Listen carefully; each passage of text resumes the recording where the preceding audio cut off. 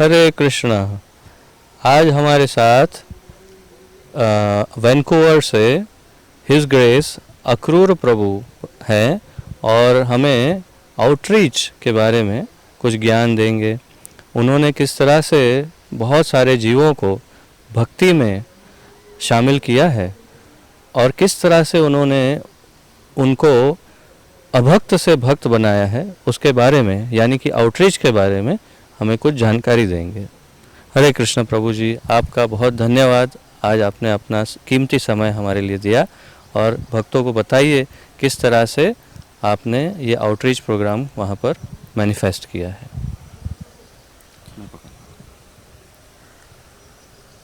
जो outreach programme है भक्ति विनोद ठाकुर के दिए हुए हैं, नामाहट प्रोग्राम, भक्ति वृक्ष प्रोग्राम। हम कुछ नया नहीं बनाते हैं। भक्ति विनोद ठाकुर, भक्ति सिद्धांत सरस्वती, श्रील प्रभुपाद जो आज्ञा कर गए हैं जैसे प्रचार करने का, लोगों को मेन बात यह है कि हम लोगों को अभक्त से भक्त नहीं बनाते, हम लोगों को कृष्ण कॉन्शियसनेस का एक्सपीरियंस देते हैं और अगर वो एक्सपीरियंस उनको अच्छा लगता है तो वो अपने आप अभक्त से भक्त बनते हैं, या कहा जा सकता है कि भगवान उनको अभक्त से भक्त बनाते हैं। भगवान के ऊपर है कि किसी को भक्त के रूप में एक्सेप्ट करें या नहीं करें। तो हमारा जो कार्य है, हमारा जो सेवा है, वो लोगों को कृष्ण कॉन्शियस एक्सपीरियंस देने का है। अगर जो उनको कृष्ण कॉन्शियसनेस का अनुभव होता है, कीर्तन, जप, किसी भी तरीके के हमारे और प्रोग्राम, हमारे भक्तों का स्वभाव, उनका बिहेवियर किस तरह का है, वो लोगों को अट्रैक्ट करता है। तो ज़्यादातर लोग हमारे साथ इसलिए जुड़ते हैं क्योंकि वो भक्तों का संग पसंद करते हैं। भक्तों का संग एक ऐसी चीज़ है कि किसी भी नशे से बड़ा नशा है। किसी को एक बार हो जाए फिर वो साधु संग नहीं छोड़ना चाहता। वो जीव बिल्कुल साधु संग में ही रहना चाहता है। तो ये तो एक नेचुरल टेंडेंसी है, लेकिन वो किस जीव में किस समय जागृत होगी पूरी तरह से भगवान के ऊपर है। हम लोग जहाँ कहीं भी दुनिया में प्रचार करने की कोशिश करते हैं, बस यही कोशिश करते हैं कि लोगों को कृष्ण कॉन्शियसनेस का थोड़ा सा एक्सपीरियंस दे पाएँ, थोड़ा सा अनुभव दे पाएँ।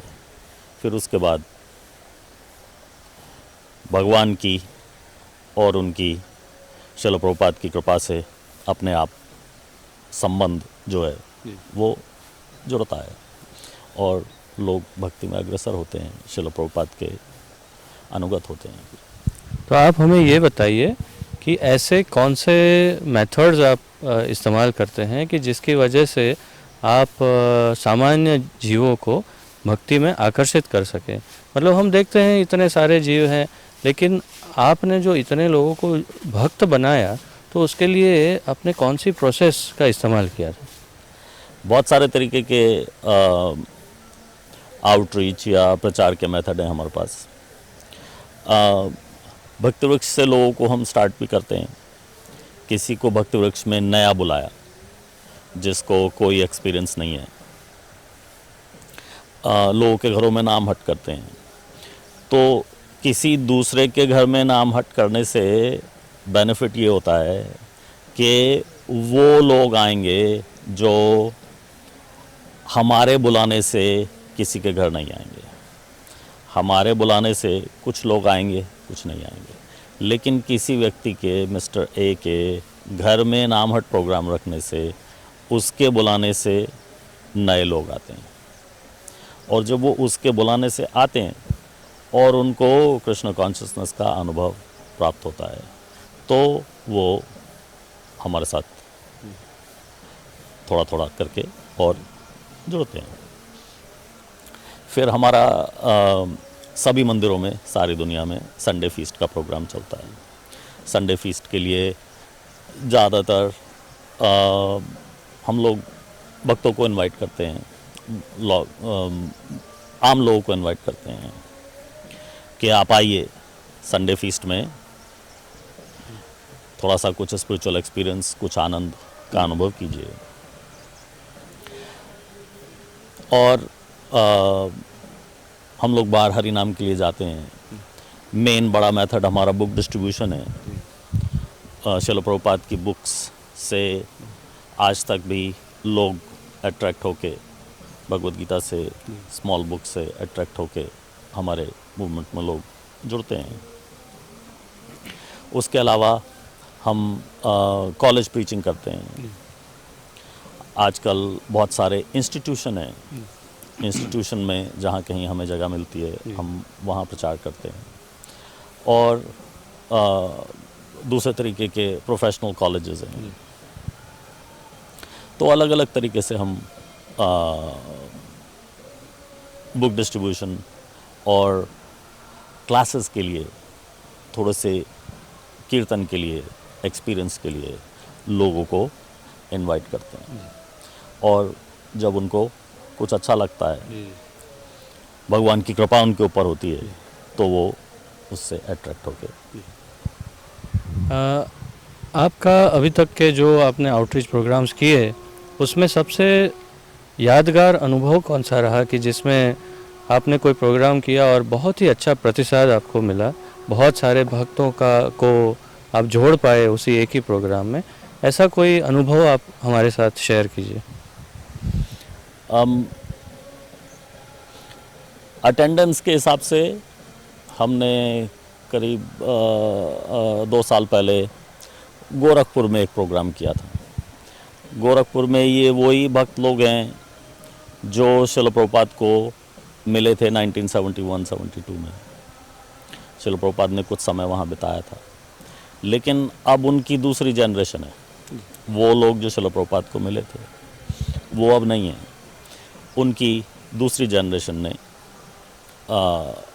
बेसिकली उनका बिजनेस और सब कुछ टेक ओवर किया हुआ है। तो मैंने एक प्रोग्राम किया था, कहीं से लाइव टेलीकास्ट उसका हुआ जी टीवी जागरण के ऊपर।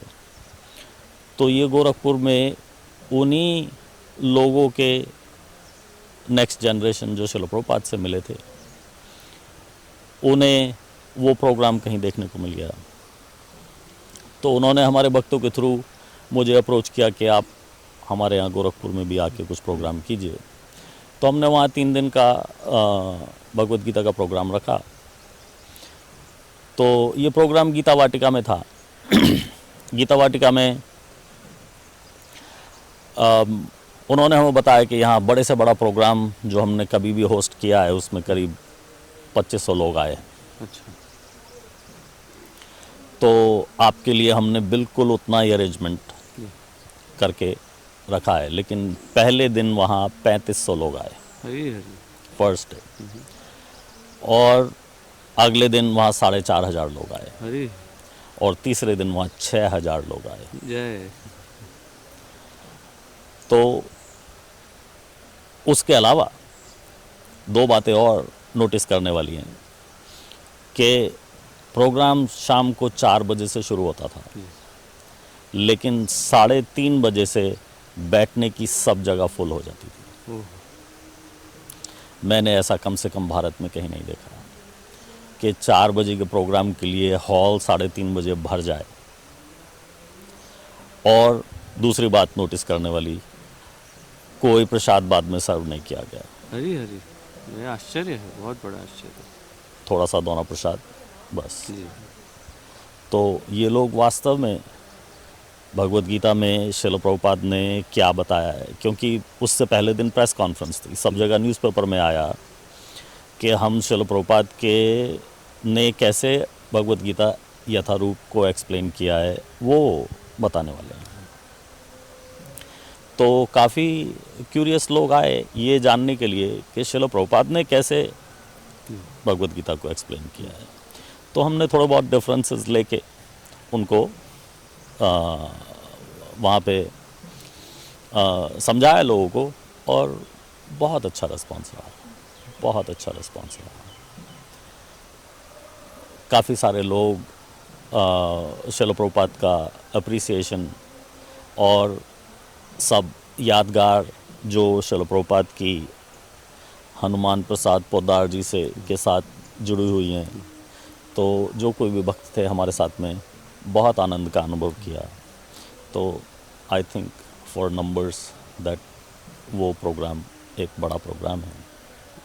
हमने देखा कि कितने आश्चर्यजनक रूप से 3 से 4 से 6 हज़ार तक भक्त आए और बहुत ध्यानपूर्वक ये कथा भगवद गीता सुनी। तो इसे आउटरीच कहते हैं। तो इस तरह के प्रोग्राम्स की प्रेरणा हम प्रभु जी से ले सकते हैं, और बहुत ही आनंद मिलता है जब इतने सारे भक्त एक साथ जुड़ते हैं। कोई दूसरा प्रलोभन भी नहीं है कि जैसे प्रसाद या अन्य कोई, मतलब वे केवल ज्ञान के प्रसाद के लिए वहाँ पर आते थे भक्त। तो ऐसे प्रोग्राम्स हमें करने चाहिए। बहुत अच्छा लगा प्रभु जी आपसे ये प्रेरणा प्राप्त करके। और अब हम अंत में ये आपसे पूछना चाहेंगे कि आप जानते हैं 50वीं सालगिरह हम मना रहे हैं पूरे विश्व में इस्कॉन की स्थापना की। तो आप इसके लिए आप क्या प्रेरणा देना चाहेंगे प्रचारकों को कि किस तरह से इस 50वें साल की जो की सेलिब्रेशन है उसे हम आउटरीच में कन्वर्ट करके अन्य लोगों को इसमें आकर्षित कर सकते हैं। तो इसे कैसे मनाना चाहिए, इसके बारे में कुछ आप प्रकाश डालिए। एक हमारा जनरल प्रिंसिपल है कि जितना ज़्यादा हम अपने गुरु श्रील प्रभुपाद को गुणगान करेंगे, जितना ज़्यादा हम उनको ग्लोरीफाई करेंगे, जितना ज़्यादा हम उनको मान सम्मान करेंगे, उतना ज़्यादा लोग हमारे साथ आके जुड़ते हैं। दूसरी बात ये है कि 50 साल की जो वर्षगांठ है वो किसी इंस्टीट्यूशन के लिए आम बात नहीं है। बहुत सारे इंस्टीट्यूशन 50 साल तक नहीं रहते, और अगर रहते हैं तो 50 साल तक ग्रो नहीं होते।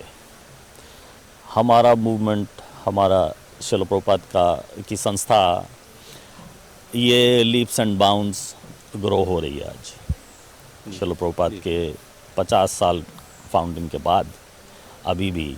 तो ये एक बहुत बड़ी बात है किसी भी इंस्टीट्यूशन के लिए, और जो लोग इस बारे में नॉलेज रखते हैं वो जानते हैं कि ये बिल्कुल अनप्रेसिडेंटेड है, कभी ऐसा नहीं होता। तो श्रील प्रभुपाद की कृपा दृष्टि जो है वो अभी तक हम लोगों के ऊपर, उनके इंस्टीट्यूशन इस्कॉन के ऊपर अभी तक उसको पॉजिटिवली इफ़ेक्ट कर रही है, और उनकी स्पिरिचुअल एनर्जी की वजह से हम लोग प्रचार करने में सफल हैं। और कुछ ऐसा आइडिया आप बताएं कि जिससे ऐसा क्या करना चाहिए जिससे और भी लोगों को हम इसमें ज़्यादा आकर्षित कर सके इस सेलिब्रेशन के द्वारा। ज़्यादा से ज़्यादा जब हमारे पास ये गोल्डन जुबली है, किसी भी इस तरीके के इवेंट को प्रेस, मीडिया वो बहुत लाइक करते हैं उसको न्यूज़ आर्टिकल में देना। जैसे आपका कोई भी इवेंट हो रहा है, it may not make the news, लेकिन अगर जो हम 50th एनिवर्सरी मना रहे हैं तो वो एक तरह से न्यूज़ मटेरियल हो जाता है। तो सारी दुनिया में हम जितने भी मीडिया के थ्रू अपनी इस्कॉन की 50वीं वर्षगांठ का प्रचार हम कर पाएंगे, उतना ज़्यादा एक तरह से हम ये जो 50वीं वर्षगांठ है इसका आउटरीच के हिसाब से, प्रचार के हिसाब से हम उसका बेनिफिट उठा पाएंगे। आपने हमें इतना कीमती समय दिया, इसके लिए बहुत बहुत धन्यवाद। और आपकी प्रेरणा मुझे यकीन है कि सबके लिए बहुत ही लाभप्रद होगी। बहुत धन्यवाद प्रभु जी। हरे कृष्ण। हरे कृष्ण।